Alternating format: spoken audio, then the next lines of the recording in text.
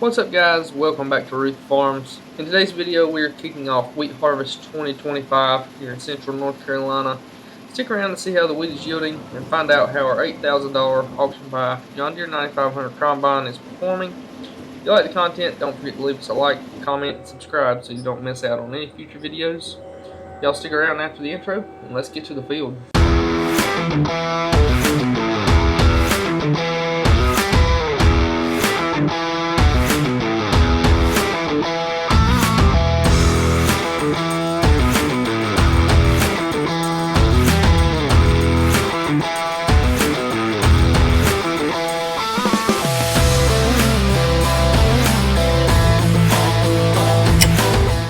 Alright guys, I think our wheat's going to be too wet, but we're going to dive into it here. Make sure everything's going to work with the combine, and who knows.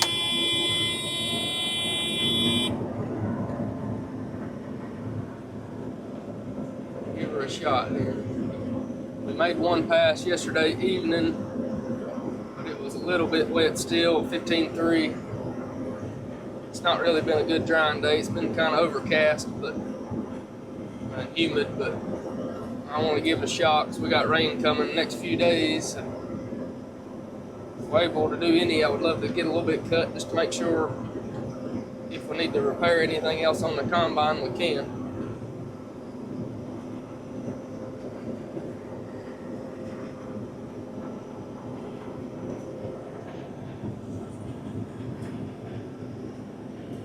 Got to turn the dang yield monitor on.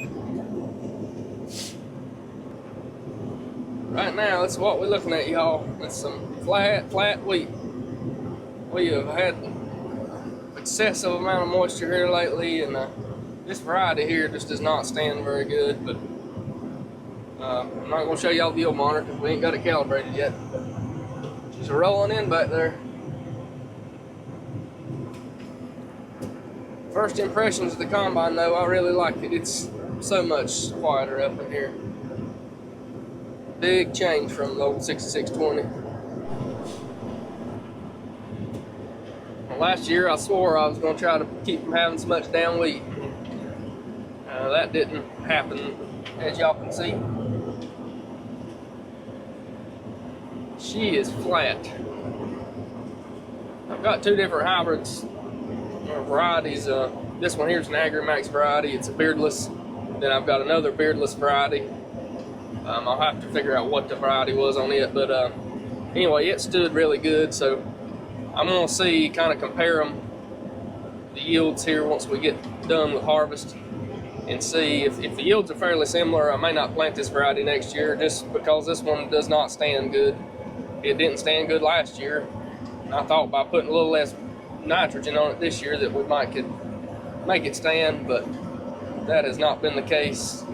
I did not put a growth regulator on it, which I definitely should have, and if we grow this one again next year, we'll put a growth regulator on it. But it is producing really well so far. We've cut right at 2 acres and just about got a bin full here on the old 9500. Might have a bin full. You don't see my camera up there showing. It's just about to the camera.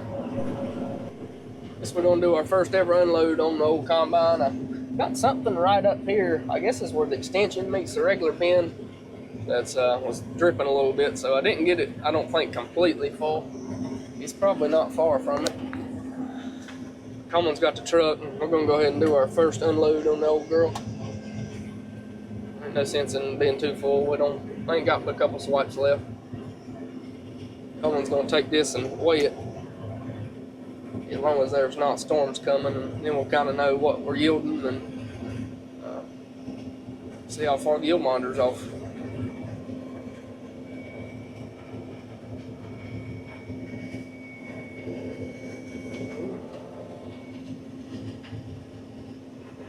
I don't know how far this thing shoots out.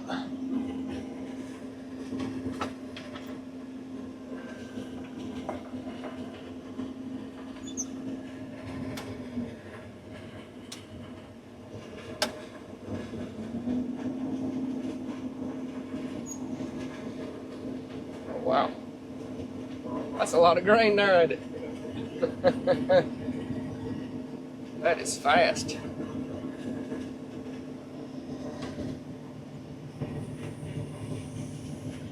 One thing we've really found out quick is how wet the ground is here. We've been slipping and spinning and everything else already.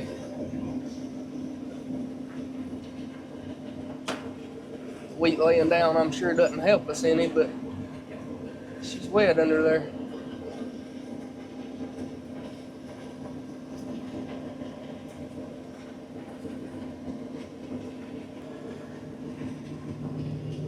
I like this little camera up there. You can kind of tell how empty we are. The window on this one is kind of misleading compared to the old one because the window is so much lower, which this combine also holds about 100 more bushel than the other one. Like right now on the old combine, we would barely just be getting the front of the truck full, and I've already put some in the front and the back.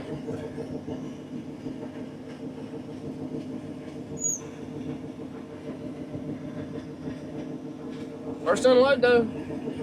Here's to hopefully a lot more loads like this.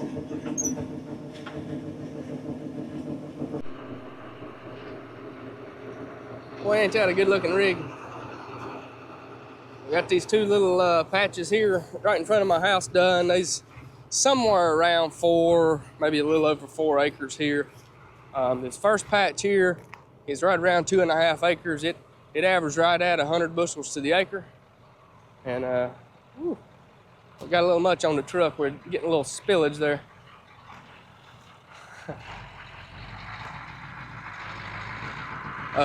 Anyway, I don't think this field is averaging quite as good, which it never does. It's not that great of a field anyway. But anyway, it's off the ground. It ain't laying flat anymore. And Coleman's going to take and weigh this load, and then we'll see what we got.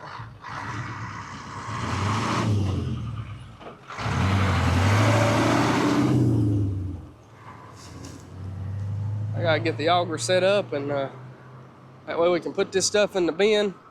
We are running just a little bit of high moisture. It's somewhere around 14 or so, give or take. So we're gonna put it in the bin and blow air on it, and we can get it dried down to 12.5, 13 or so. And I'm pretty confident we're gonna have wheat that's gonna be a lot drier than this, and we can kind of blend it together.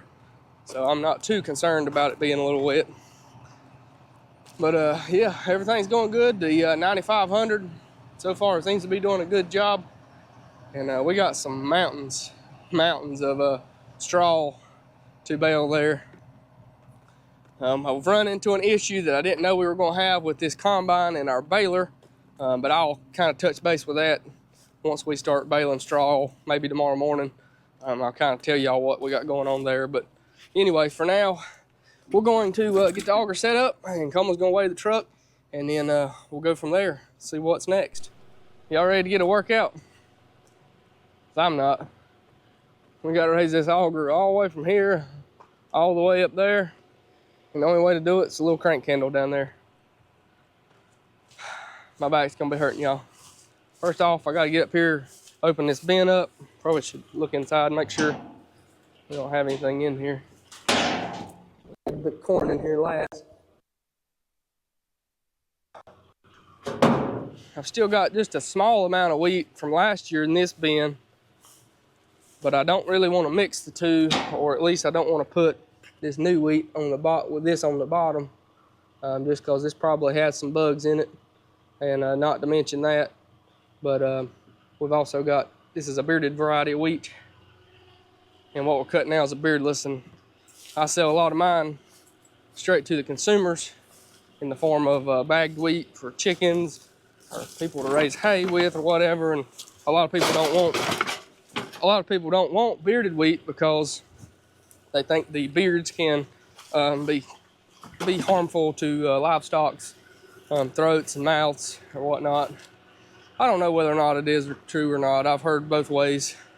But anyway, last year we kind of ran into that, bagging a lot of wheat, trying to keep it separate. So this year we only done one straight bearded variety, or beardless variety, and so make it a little easier on us.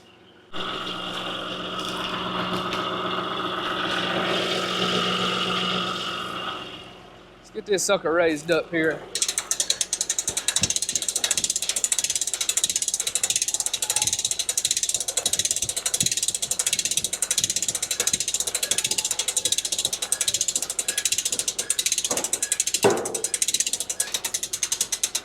Be a farmer, they said. It'll be fun, they said. They don't have to do any hard work, they said.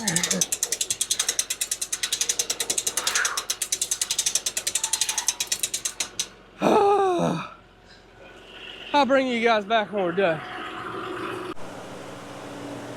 All right, we got moved and set up here. Got wheat flowing into our bin.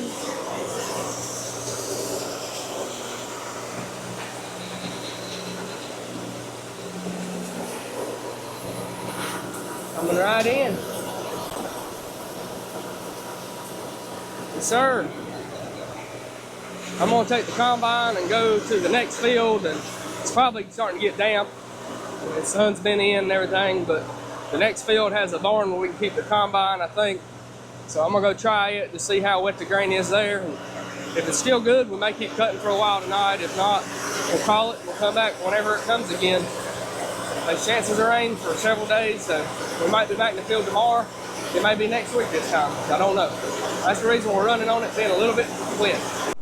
Just pulled a sample there out of the truck. That's actually showing 12.7 if y'all can read that. Typically, I like to get it below 13. This year, if we can get it below 14, I'm going to roll on it. We've had a significant amount of rainfall this May and going into June. I mean, these fields were spinning in them, and I have never spun in a field cutting wheat before. Y'all can kind of tell right here, we kind of marking the ground a little bit with the tires on the combine. And these are some monstrous windrows. Just kind of a little presumptuous yield assumption. This field right here across the road from my house, it averaged right at 100 bushels to the acre. And this one here, I think it's more like probably 85, maybe 90. That's pretty good though still for this field. This field doesn't ever yield very good. It stays kind of wet. But you know what? Want more grain is more money, so let's get to the next field. On to the next field here. Yes, this is air conditioned, making the window swell for anybody. It's not my camera. But I often get asked the question, or I have since I bought this 9500 combine, which we bought this spring or late winter at an auction.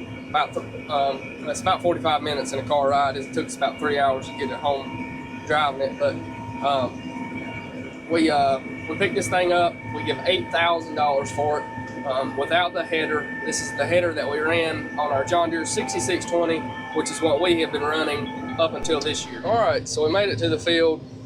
One of the big differences on this machine versus our John Deere 6620 is almost everything is electronic over hydraulic over here. We have a button that turns on our separator, which is all the components below and behind us that does the actual threshing. We have a switch here that does the header. We have a switch for the unload auger. This is the unload auger swing, which on the 6620 was right here beside the seat. We have our engine throttle, park brake, and then we can actually set our cylinder speed, our fan speed, and our cylinder clearance all right here sitting in the seat without having to get out. Very neat, very cool. I really enjoyed that part so far, not having to get out and adjust things. You still have to obviously get out and adjust the sieves and the concave and stuff like that newer combines you may not have to, but here we don't. Well, here we still do, just not these functions. What I was saying before I got interrupted with a phone call was I've had a lot of people asking about our header. This is a 15-foot 915 John Deere auger style header. It is a flex header. Right now we have it bolted up here so it doesn't flex for wheat, because in good standing wheat like this you don't want it to flex. You want it to pretty much ride flat, and we're going to cut it up 6, 8, 10 inches off the ground. But for now we're going to run our 915 header. I hope eventually to buy a 918 or a 920 header. I'm sure this combine could probably run a wider header than that, But for us, being able to travel down the road like y'all just saw without having to take the header off is big for me. We have a lot of fields that the openings are really small, and having a 15-foot, and I think I could do it with an 18-foot, but if we step up to a 20 or more, we're going to probably have to cart that header everywhere we go. And we just don't have enough big fields at this moment to justify having to hook and unhook a header every time we want to move fields. Got everything ready here. Let's get her fired up.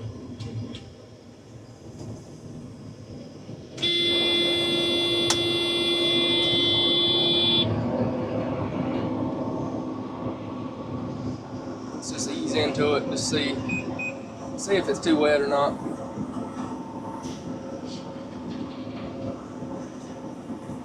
Pretty confident this right here is, because this was planted a little bit later, but we'll see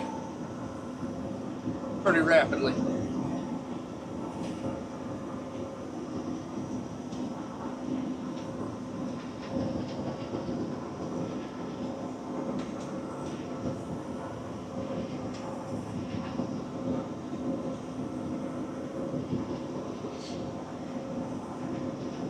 This whole combine is so much quieter than that 6620 was. It is amazing. You can actually hear yourself think up here in the cab, and I'm sure y'all can probably hear me a little better as well.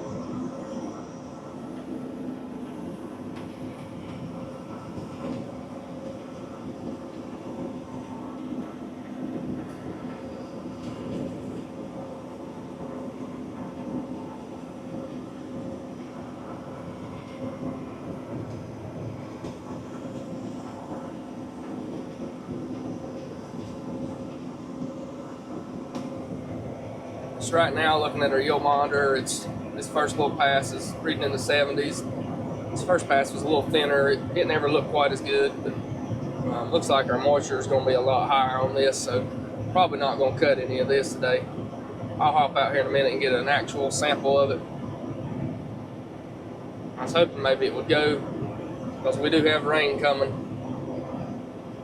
I don't know exactly what we're going to do about all of our straw, being we're leaving some of it on the ground. I guess if it gets wet, we'll tether it out and then rake it and bale it later.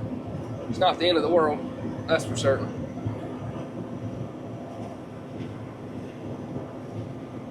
Not terribly shabby though for the yields. Definitely not what we were seeing in the other field.